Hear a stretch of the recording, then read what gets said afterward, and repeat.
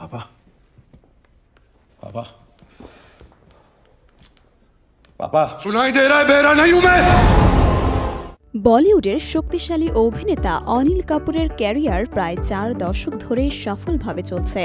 1979 সালে হামারে তুমহারে ছবির মাধ্যমে তিনি বলিউডে আত্মপ্রকাশ করেছিলেন এবং তারপর থেকেই তার অভিনয়ের প্রতিভা সবার নজর কেড়েছে। সম্প্রতি অনিল কাপুরের জীবনের একটি অজানা দিক ফাঁস করেছেন তার ভাই বনি কাপুর। বনি কাপুর একটি সাক্ষাৎকারে জানান, ক্যারিয়ারের শুরুর দিকে অনিল কাপুর এক অদ্ভুত অভ্যাসে অভ্যস্ত ছিলেন। 1971 সালে তু পায়েল ম্যাগিত ছবিতে শশী কাপুরের ছোটবেলার চরিত্রে অভিনয়ের সময় দিনের পর দিন গোসল করতেন না অনিল।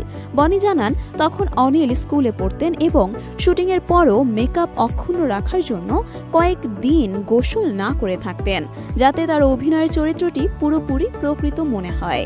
এ সময় অনিল কাপুরের রূপটান বা মেকআপ মুছে ফেলার জন্য তিনি মোটেই প্রস্তুত ছিলেন না, কারণ তার বিশ্বাস ছিল যে তা না করলে সবাই বুঝে ফেলবে যে সে অভিনয় করছে।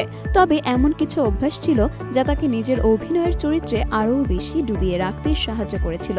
এছাড়াও বনি কাপুর জানিয়েছেন যে অনিল কাপুর ক্যারিয়ারের শুরুতে প্রচুর সংগ্রাম করেছেন এবং আজকের সফলতায় পৌঁছানোর জন্য তাকে অনেক কঠিন লড়াই করতে হয়েছে। বর্তমানে 2024 সালে ফাইটার এবং সাবি ছবিতে আবারও অনিল কাপুরের অভিনয় দর্শকদের মন জয় করেছে। এছাড়াও তার আরও বেশ কিছু ছবির মুক্তির অপেক্ষা রয়েছে, যা তার ভক্তদের জন্য ভীষণ আনন্দের কারণ হয়ে উঠেছে।